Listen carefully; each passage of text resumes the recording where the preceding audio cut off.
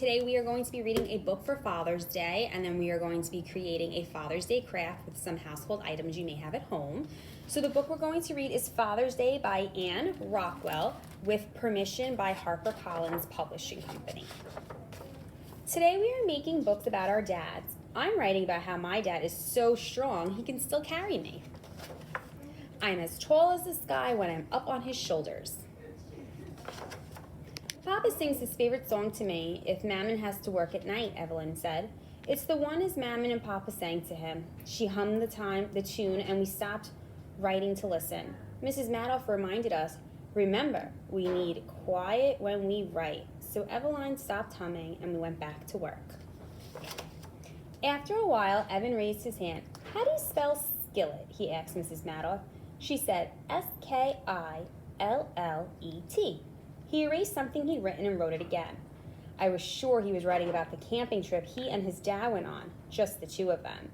Evan told me that they slept in a tent and cooked bacon and eggs in a skillet. Jessica chewed on the end of her pencil. I don't know who to write about, she whispered. I have two fathers, my dad, who lives in Texas, and Lou, who lives here with me and my mom. Write about both of them, I said. Hey, why didn't I think of that, she said. When it was time to read what we'd written, Charlie went first. My father is a terrific person. He has lots of friends, and I know why. He never gets mad or loses his patience. He says he can't because when you're the pilot of a big jet plane, you always have to keep your cool. Jessica read next. I have two fathers and love them both. My dad, Bradley, lives in Texas and knows all about horses. My stepfather, Lou, has never even been on a horse. He always plays giggle bugs with me after work, even if he's tired. Sarah read, my father is great at everything. Yes, everything in the world. He's such a great cook, he should be a chef on TV. You should taste his chocolate marshmallow minty fudge. It's delicious. Pablo held his paper close to his face. I feel so proud when Poppy and I play soccer. Poppy shows me how to kick and dribble. Every time I practice with him, I get better. Poppy plays on a team in town with his friends. He says that one day I'll be a better player than him. Kate said, I wrote a poem for my dad. Is that okay? Of course, said Mrs. Madoff. Kate read her poem, which went, Daddy taught me to dive and to find a beehive. When I caught 3 shiny fish, we put them in a yellow dish. For a long time, I drew pictures of me in a bright pink room. Michiko said, I told my father how much I wanted a bright pink room. One day, we went to the hardware store, and now my dream has come true. My father and I painted my room summer rose because that's the color I picked. My dad reads all the time, Nicholas read. We like reading the same kinds of books.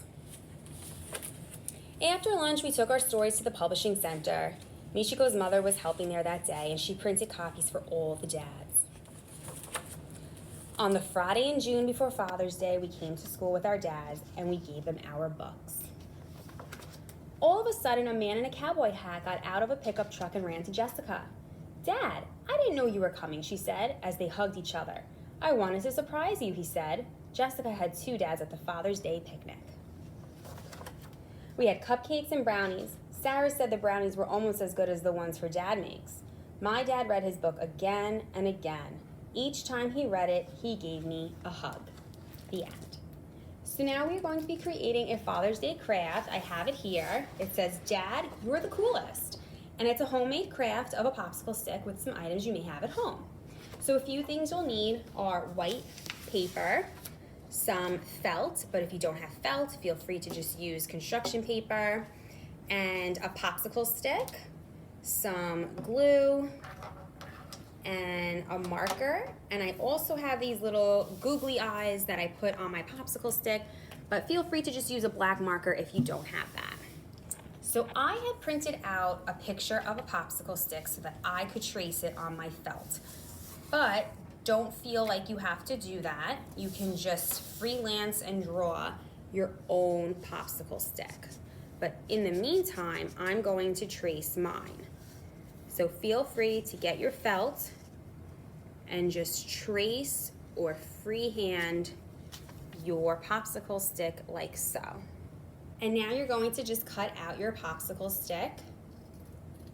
So I'm going to use my scissors and cut around the felt or the construction paper, whichever you may have at home. And my popsicle stick looks like it's a little bitten off, which is fine. And you are going to take your glue. You want some pretty thick glue because of the felt, and put some on, as well as your popsicle stick. And you're going to put it right on your white construction paper, like so. And then next, you'll want to get your googly eyes. But like I said, if you don't have googly eyes at home, you could always just use a black marker. And now I'm going to take my black marker and I'm going to make a smiley face. And now I'm going to write Dad, you're the coolest. And there you have your own popsicle stick for your Father's Day craft. I hope you enjoy this, and we hope to see you all soon.